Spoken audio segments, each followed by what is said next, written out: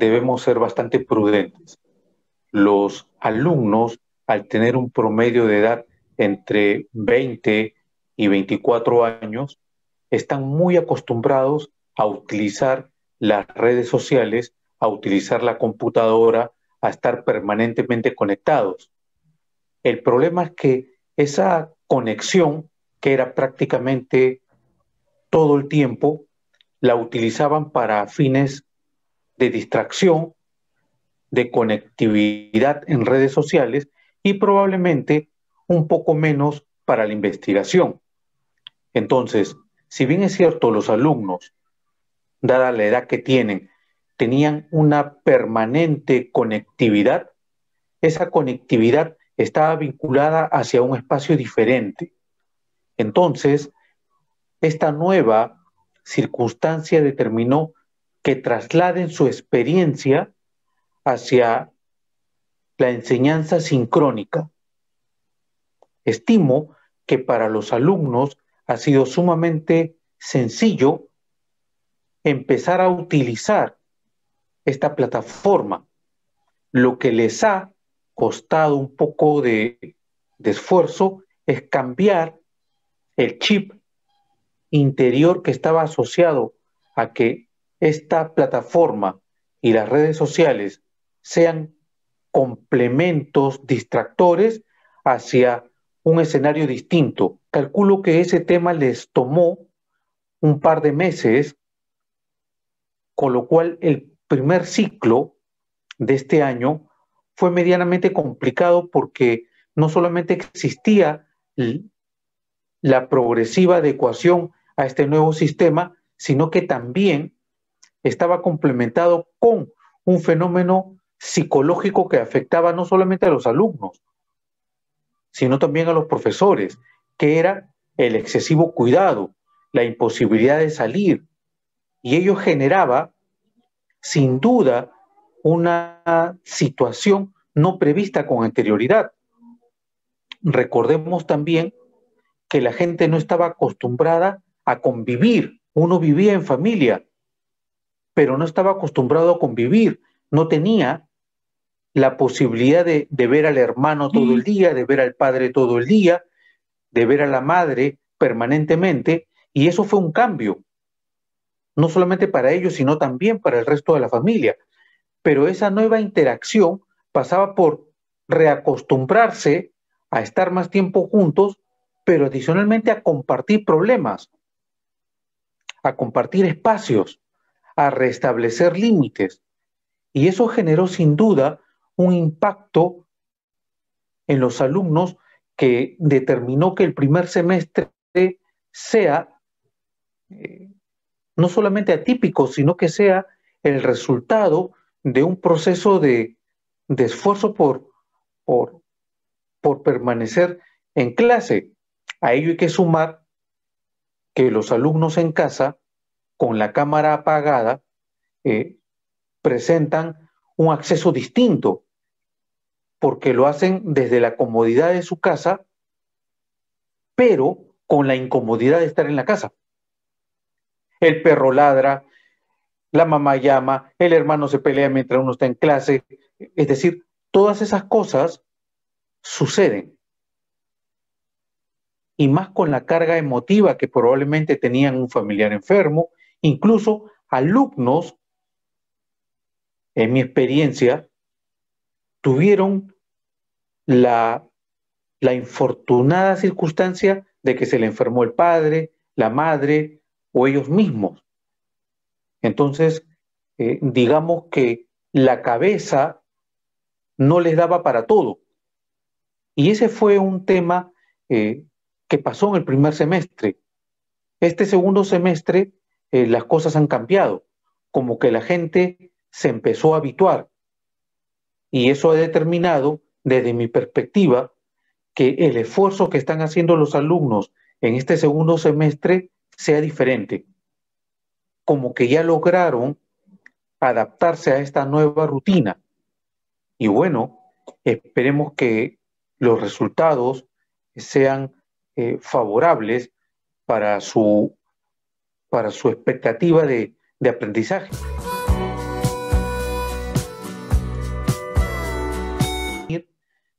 de que no todos los alumnos tenían la misma posibilidad de estar conectado con el mismo ancho de banda, incluso los profesores.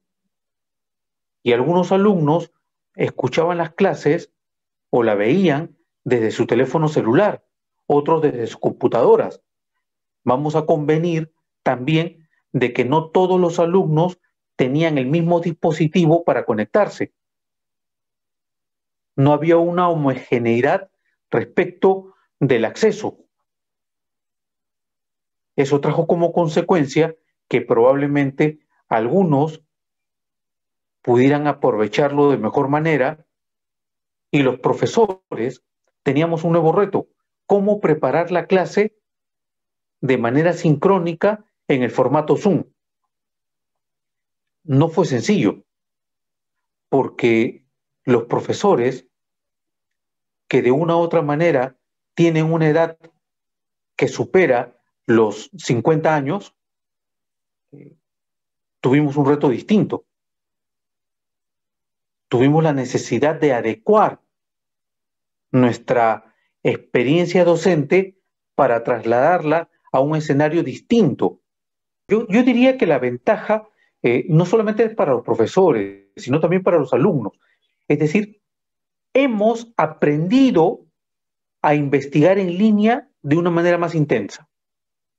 Digo, esa costumbre, al menos para los profesores, que somos evidentemente generaciones diferentes, esa costumbre de acudir a la biblioteca, esa costumbre de visualizar físicamente las lecturas, ha cambiado. Hemos aprendido, profesores, ya diría que todos y que todas, hemos aprendido a investigar en línea. Hemos tenido oportunidad de hacer consultas de documentos académicos que antes se recurrían y se tomaban en cuenta con poca frecuencia. Eso es una ventaja, porque la posibilidad de actualizarse se ha convertido en un fenómeno bastante intenso y lo hemos entendido. Eso es una ventaja. Es decir, dejar la consulta física por la consulta virtual ha traído como consecuencia una actualización. Y eso es algo que mucha gente no ha logrado ponderar adecuadamente. Es decir, la posibilidad de investigar en línea es algo que han aprendido todos los profesores. Que ya muchos habíamos iniciado esa forma de investigar, pero ahora eso se ha convertido en algo cotidiano. Las referencias bibliográficas son más sencillas de remitir a los alumnos. Ya no es simplemente saquen la lectura de fotocopiadora. Ya no. Ahora nos hemos acostumbrado a mandar enlaces. Y eso se ha convertido en un tema de eficiencia. Es decir, no todo es negativo. Eso, creo yo, que nos va a permitir actualizarnos en los procesos de investigación. Entonces, si quieres, yo podría llamar a la reflexión respecto de que esto ha cambiado. Y es un tema y un avance. Diríamos que el acceso a consulta de documentos académicos serios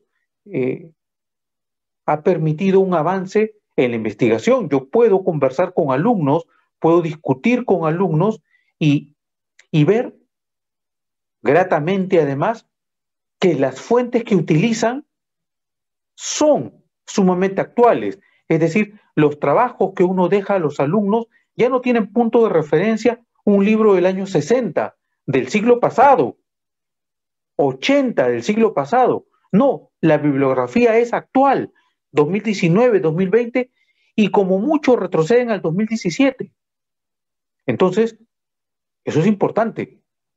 Claro, sin descuidar los clásicos y la doctrina que es ineludible de lectura, pero vamos actualizándonos de una manera bastante intensa. Yo no sé si eso Los alumnos lo han logrado ponderar, pero sin duda, en mi caso particular, lo rescato como un tema trascendental.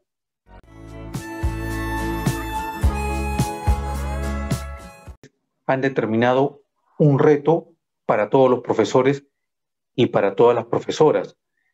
Esto debido a que teníamos una especie de esquema para presentar una clase de manera presencial, verle los ojos a los alumnos, apreciar sus expresiones, y todo ello permitía una retroalimentación en tiempo real y que daba la posibilidad de que el profesor reacomode su discurso, de que pueda presentar un escenario de clase respecto del cual se retroalimente y tenga la posibilidad de presentar ejemplos, absorber consultas. Al verle la cara a los alumnos, veía el interés, el desinterés, el nivel de atención, y eso permitía modelar la clase de una manera especial. Digo, la preparación de las clases, los profesores siempre la hacemos, pero esta preparación de la clase siempre tenía la posibilidad de atender contingencias.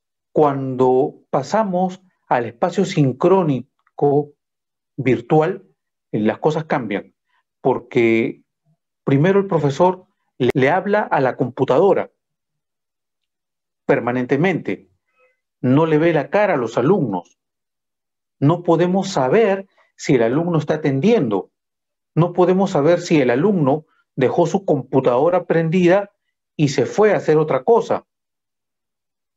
Entonces, la posibilidad de interactuar es un poco más complicado. La primera gran dificultad, y creo que probablemente esto le sucede a todos mis colegas, es hablarle a la computadora. Esa experiencia de hablarle a los computadores es realmente desgastante. A pesar de que uno tiene el conocimiento suficiente respecto de la materia, preparado psicológicamente para hablarle a la computadora, nadie lo ha estado. Y ello genera un agotamiento bastante intenso. Y aunque parezca mentira o suene bastante raro, uno llega a sufrir una especie de frustración que solamente se supera con los días, con las clases, ¿sí? Y de pronto uno escucha, después de 2, 3 sesiones, la participación de los alumnos y ve que los alumnos han escuchado la clase y que les llama a la reflexión determinados contenidos, y uno empieza a reconfortarse, porque el profesor se reconforta cuando visualiza y escucha un nivel de reflexión de los alumnos que implica que su esfuerzo no ha sido en vano, que sí, ha estado permanentemente hablándole a la computadora, pero ha tenido gente del otro lado que ha estado escuchando y con atención. Entonces, ese fenómeno se ha ido construyendo para ir mejorando, y creo, casi sin temor a equivocarme, que a estas alturas del año, tanto alumnos como profesores hemos llegado ya a un punto de equilibrio. Ya los profesores y los alumnos ya conocemos la dinámica. Incluso me atrevería a decir que los alumnos ya se preocupan de conversar en su foro de discusión con qué profesor matricularse. Claro, porque también cada profesor y cada profesora tienen un esquema distinto en la plataforma virtual, y que cada uno desde su experiencia trata de dar lo mejor posible. Entonces, los alumnos van conociendo y se van dando cuenta que los profesores y las profesoras damos mucho de nosotros. Van reconociendo el esfuerzo y simultáneamente valoran ello y también se comprometen. Ya el compromiso es completamente distinto de haber pasado de un escenario experimental. Estamos ahora ya en un sistema más o menos consolidado. Evidentemente, problemas siempre van a existir. Evidentemente, una clase sincrónica tiene el riesgo de, de que la computadora se cuelgue, de que el PPT no fluya como corresponde, el Internet que no sea lo suficientemente eficiente. Eso pasa. Pero también, digamos que son contingencias que también se presentan en las clases presenciales. Son contingencias distintas, pero se presentan. Es decir, debemos acostumbrarnos a este nuevo escenario que seguramente a futuro se va a convertir en algo alternativo. Yo diría de pronto, y me atrevo a pensar en voz alta sin que esto sea idea de la facultad o de la universidad, que probablemente se llegue a implementar un sistema en el cual hayan horarios sincrónicos vía Internet y horarios presenciales. Es decir, diría que, por ejemplo, muchos alumnos que están viviendo en provincias y que el traslado para Lima le genera un costo adicional a la pensión, podrían elegir un semestre, hacer todo sincrónico y no presencial. Esto genera muchas cosas. Es decir, no nos acostumbremos a hablar de las desventajas, porque eso de allí ya encierra una situación, diría, no beneficiosa. Veamos las ventajas, porque todo va a tener algo que no es beneficioso, pero no nos cerremos en la crítica, que por cierto tiene, pero identifiquemos las ventajas. Hay ventajas, sin duda, y eso hay que tratar de manejarlo de manera eficiente y verlo desde una perspectiva bastante reflexiva con tendencia a futuro.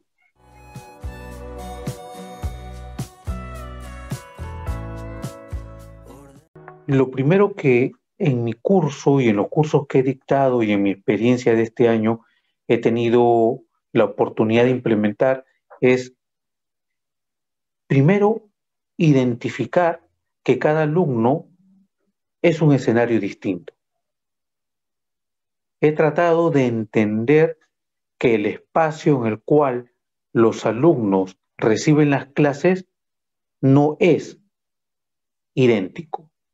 Cada uno tiene características especiales, como decía respecto de la pregunta primera, y ello determina que uno no puede ser homogéneo al momento de requerirle a los alumnos respuestas, tanto en las participaciones orales, como en las escritas, como en las prácticas y como en las evaluaciones.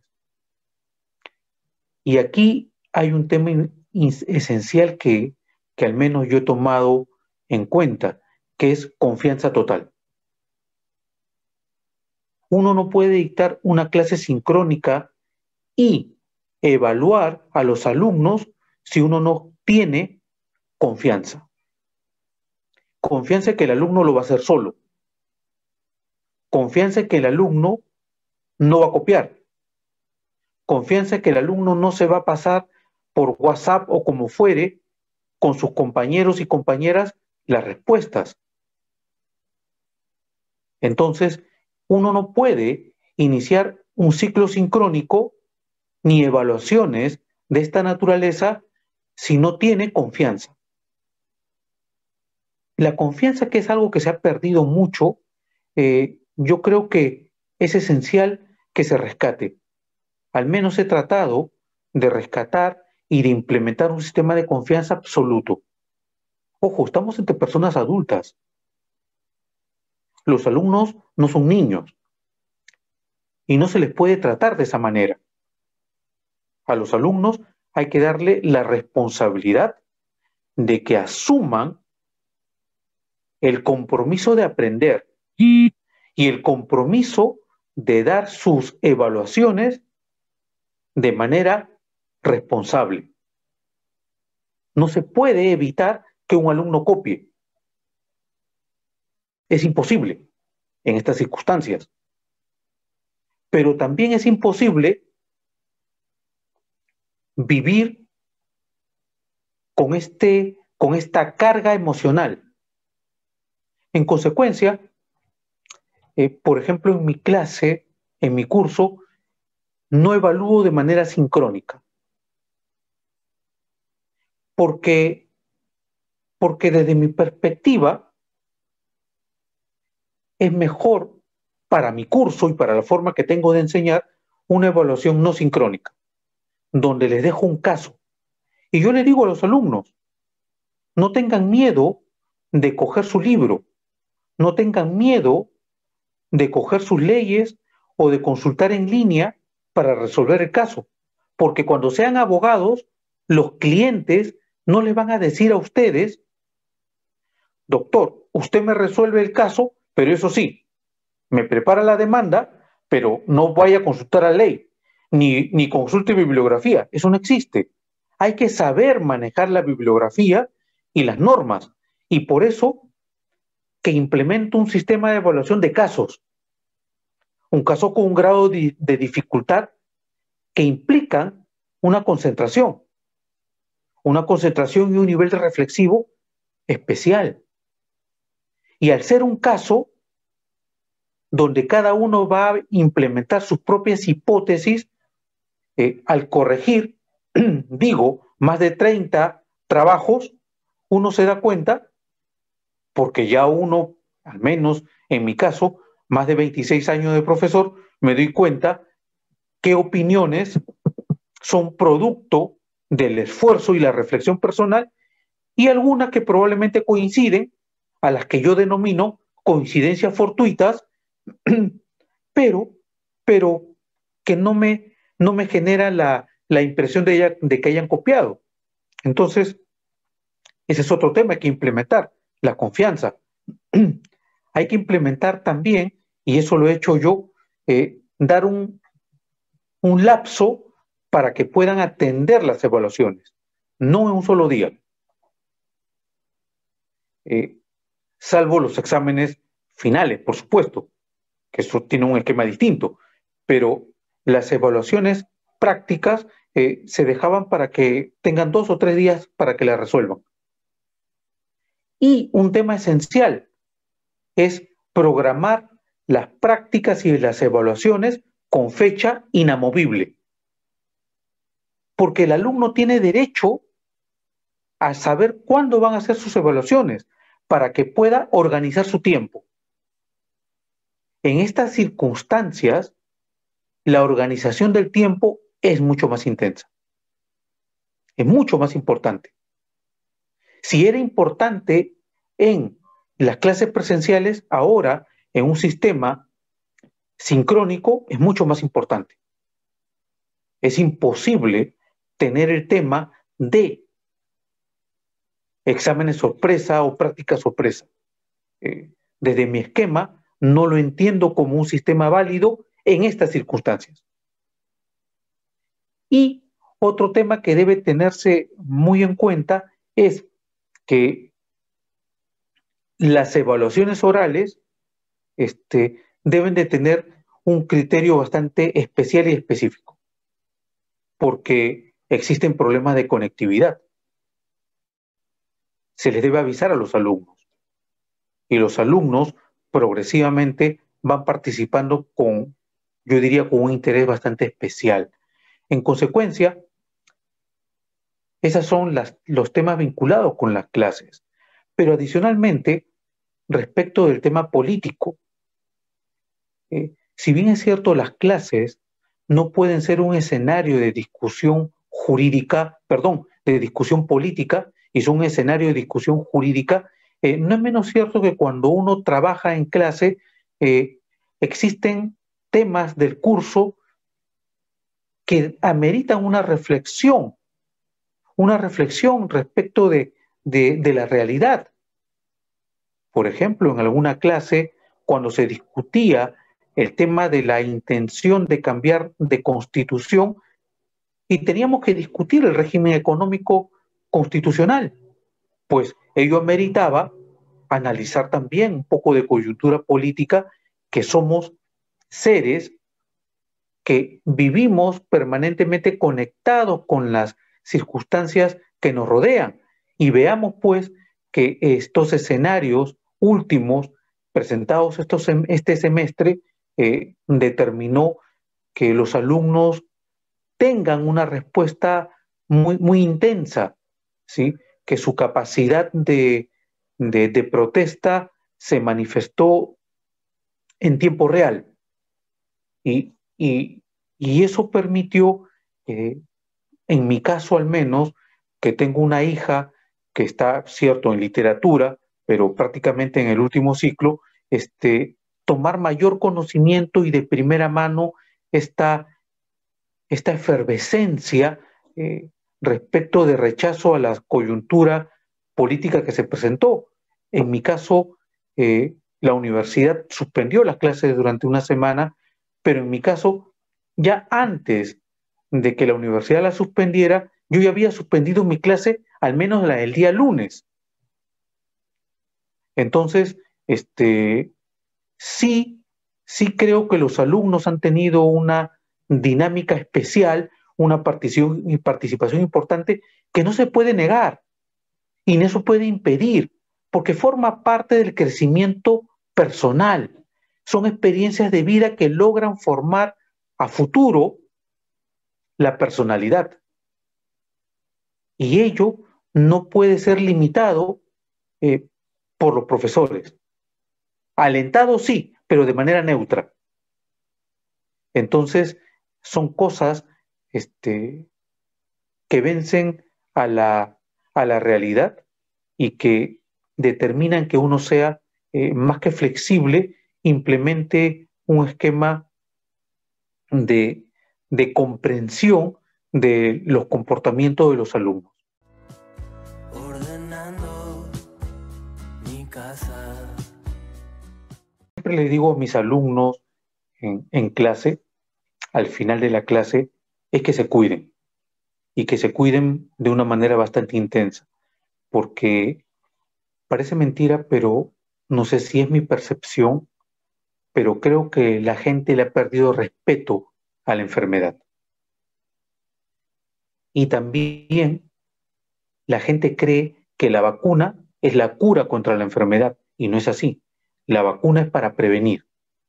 Si tienes el coronavirus, eso no te cura. Y yo creo que los alumnos tienen una carga que tienen que ponderar a esta edad, porque son testigos del esfuerzo de sus padres, son testigos del esfuerzo de las personas que sustentan su educación y los escuchan de manera bastante intensa y de manera permanente la problemática que están viviendo. Y eso incide también en los alumnos porque le genera una carga emocional ineludible. Entonces, separar la carga emocional que incide en el desarrollo personal, en los procesos de aprendizaje, es bastante dificultoso. Decirle a un alumno que se olvide de lo que está pasando no solamente es irresponsable, sino es no pertinente.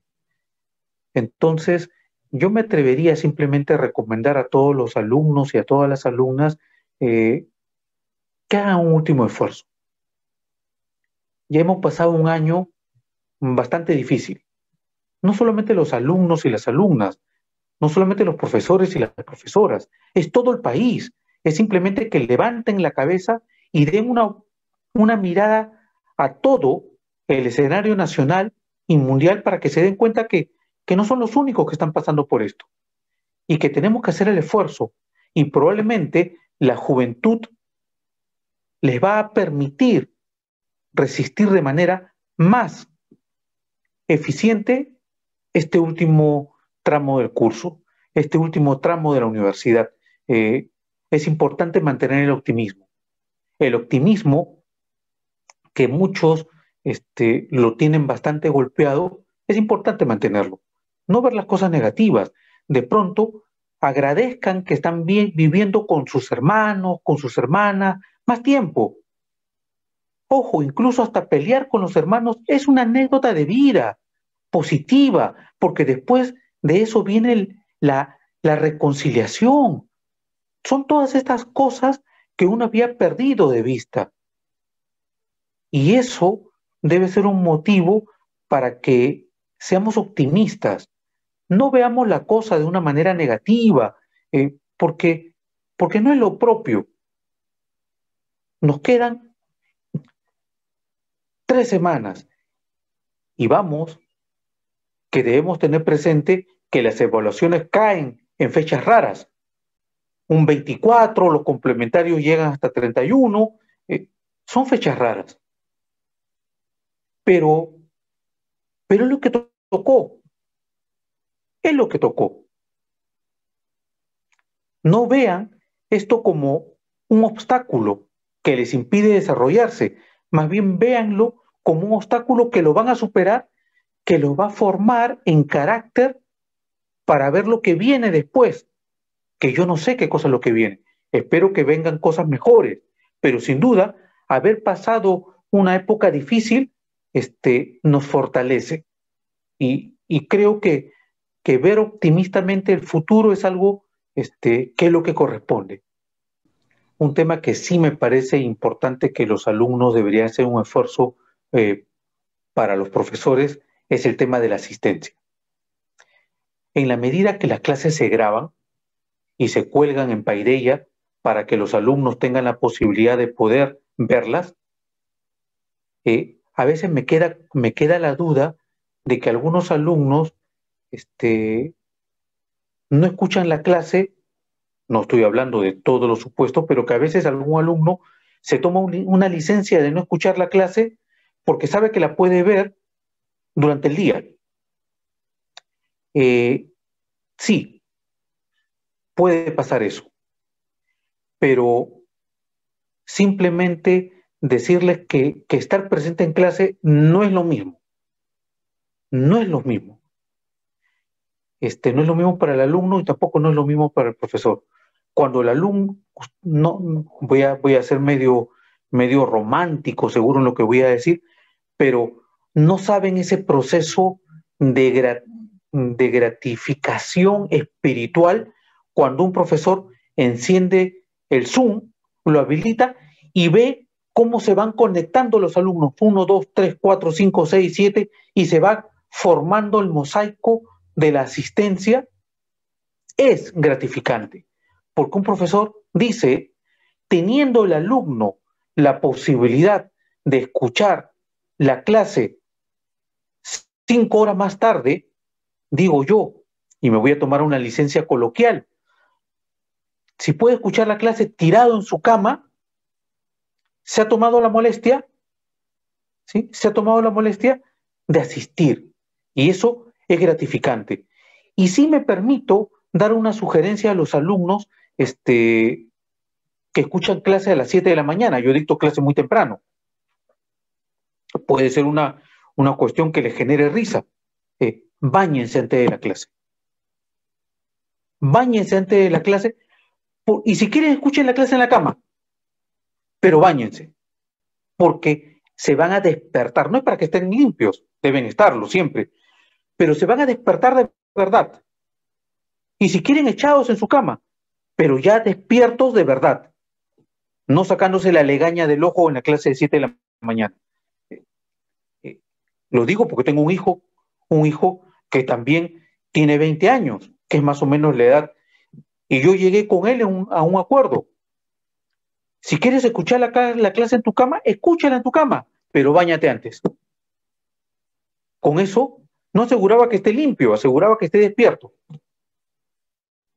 Entonces, es una recomendación un poco de experiencia de profesor que también es padre de familia, que parece mentira, pero funciona.